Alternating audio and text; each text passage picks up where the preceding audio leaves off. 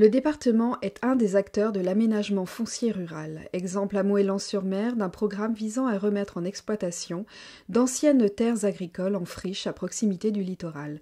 Laure Gorius, responsable foncier et économie agricole, et Juan Ledrezen, technicien en aménagement foncier rural au conseil départemental. L'aménagement foncier rural, ce sont des opérations qui ont pour but principalement d'améliorer la propriété rurale, c'est-à-dire de rassembler les parcelles des propriétaires, de mettre en valeur les espaces naturels ruraux et puis aussi de prendre en compte les projets des collectivités locales.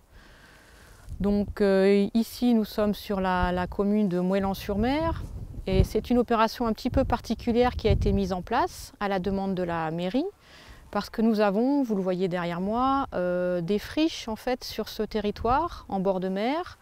Ce sont des secteurs qui étaient autrefois utilisés par l'agriculture. Dans les années 50, on le voit très bien sur les photos aériennes, et qui petit à petit ont été abandonnés par l'agriculture parce que ce sont de très petites parcelles qui sont en propriété de très nombreux propriétaires. Donc les exploitants agricoles ne peuvent plus en fait exploiter ces terrains. Cet état de friche existe depuis une vingtaine, voire une trentaine d'années.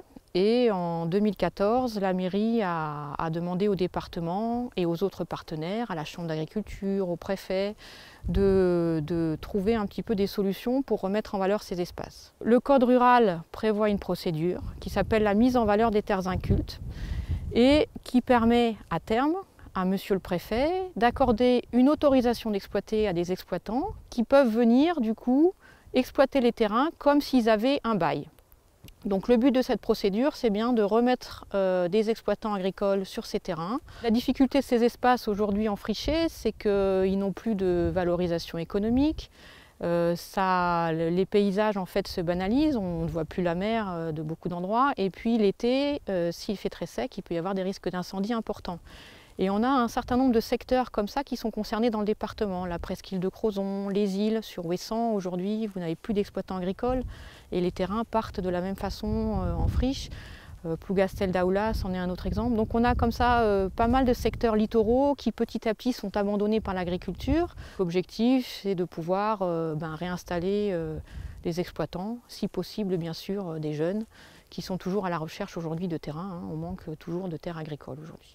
On pourrait envisager une remise en valeur des terres à l'horizon de l'automne 2019. La commission a estimé qu'environ 90 hectares pouvaient avoir une remise agricole.